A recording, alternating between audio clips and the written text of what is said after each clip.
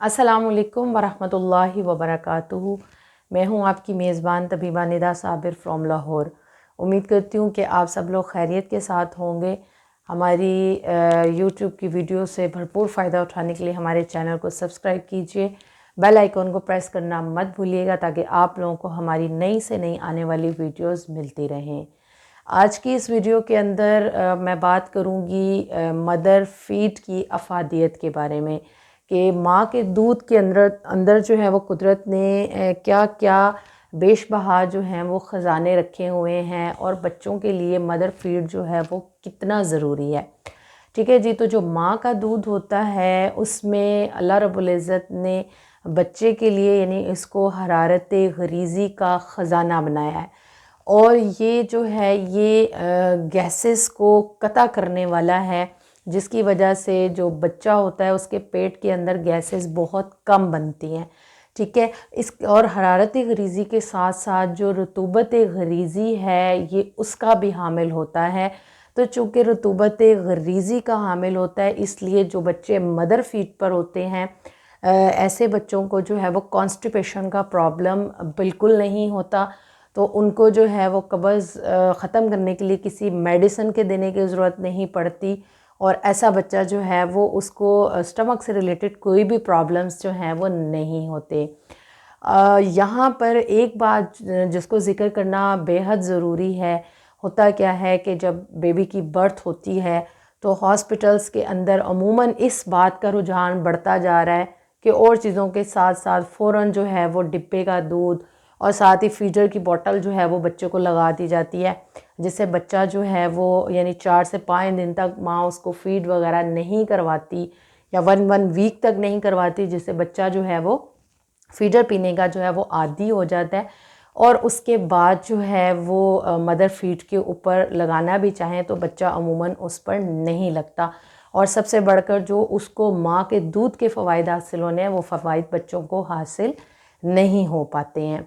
ठीक है जी। बाज़ों का जो होता है वो बाज़ फ़ीमेल्स के अंदर इस चीज़ का बहुत ज़्यादा वो इस लिहाज से वहम करती हैं कि आया हमारा जो दूध है वो बच्चे की सेहत के लिए ठीक भी होगा या नहीं। तो एक बात का मैं यहाँ पर आप लोगों के साथ ज़िक्र करती चलूँ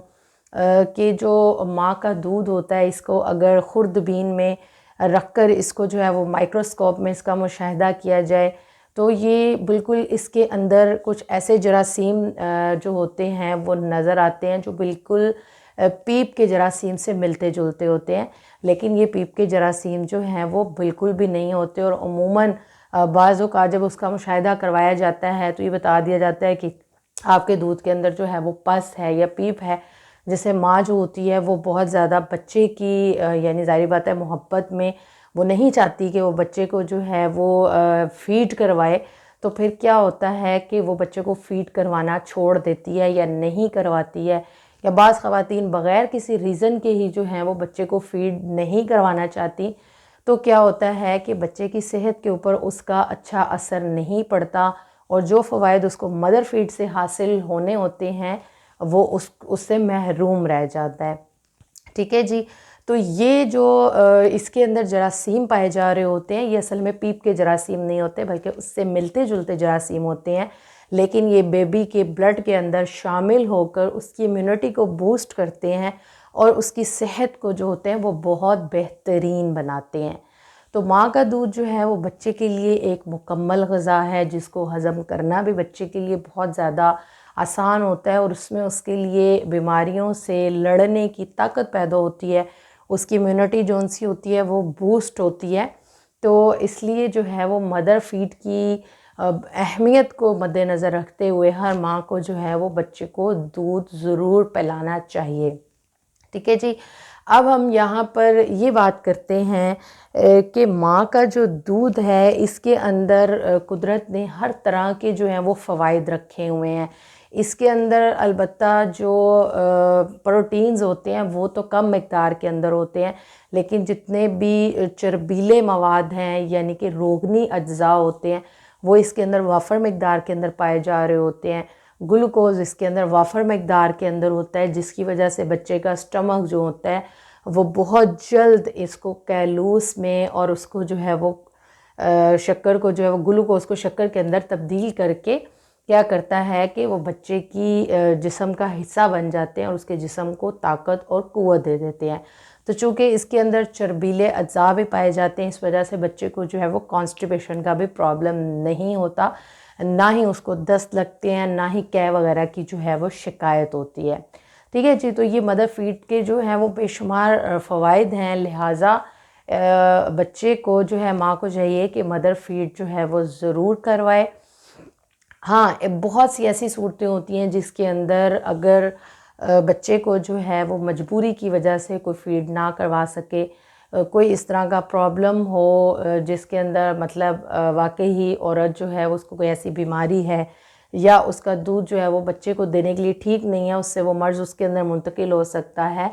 या मज़ीद किसी और मजबूरी की सूरत में, यानी कि जुड़वा बच्चे हैं या 3 से 4 बच्चे हैं या ऐसी कोई कंडीशन पाई जाती है, तो बच्चों को अगर जो है वो हैवानी दूध के ऊपर पलना पड़ जाए तो उसमें फिर सबसे बेहतरीन दूध जो है वो कौन सा होता है। तो उसके लिए मैं इंशाल्लाह आप लोगों के साथ इसके नेक्स्ट पार्ट के अंदर ज़िक्र करती चलूँगी। तो सेकंड पार्ट के अंदर हम लोग इसके अंदर ये बात करेंगे कि जी अगर माँ जो है वो किसी वजह से बच्चे को फीड ना करवा सके और दाया जो है वो भी ना मिले जो बच्चे को फीड करवा सके और बच्चे को जो है वो हैवानी दूध के ऊपर लगाना पड़े, तो फिर सबसे बेहतरीन दूध जो है वो बच्चे की सेहत के लिए वो बकरी का दूध होता है। और बकरी के बाद फिर जो है वो गाय का दूध बच्चे के लिए बेहतरीन चीज़ होता है। लेकिन यहाँ पर ये बात जो है वो काबिल ज़िक्र है, चूँकि इसके अंदर चर्बीले अज्जा जो होते हैं ये ज़्यादा होते हैं और माँ के दूध की बनिस्बत ये दूध जो होते हैं वो भारी होते हैं। तो जो 3 से 4 माह तक की उम्र के बच्चे हैं उनको तो लाजमी तौर पर इस दूध को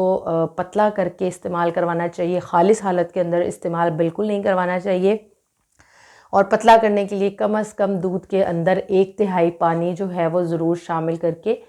फिर बच्चे को जो है वो देना चाहिए, तो फिर बच्चे की सेहत जो होगी वो उससे भी ठीक रहेगी। वैसे तो कोई भी चीज़ माँ के दूध का नेमुल बदल जो है वो नहीं हो सकती, लेकिन अब अगर मजबूरी की सूरत के अंदर ऐसा करना पड़े तो सबसे पहला बेहतरीन दूध जो है वो बकरी का दूध है और उसके बाद जो है वो गाय वगैरह का दूध है। ठीक है जी। और अगर बच्चे को फिर भी हाजमे में प्रॉब्लम होती है या उसको जो है पेट में गैस बनती है, कोई ऐसी कंडीशन है, तो दूध को पतला करने के लिए उसके अंदर जो है वो चवरका वगैरह शामिल करके उसको पतला किया जा सकता है, या फिर जब उसको बॉयल करने लगें तो उसके अंदर 1 चुटकी जो है वो अजवाइन की या फिर 1-1 चुटकी लौंग या दालचीनी की ऐड करके फिर बॉयल किया करें और बॉयल करने के बाद बच्चों को दें, तो इससे बच्चों की सेहत के ऊपर बहुत अच्छा असर पड़ता है। बच्चों को जो है वो लूज़ मोशन भी नहीं होते हैं, बच्चों को जो है वो कॉन्स्टिपेशन का प्रॉब्लम भी नहीं होगा। तो मज़ीद अच्छी से अच्छी वीडियोस के लिए हमारे चैनल को सब्सक्राइब करना मत भूलिएगा, बेल आइकन को प्रेस कर लीजिए। मुझे दुआओं में याद रखिए। अस्सलाम वालेकुम वरहमतुल्लाहि वबरकातुहू।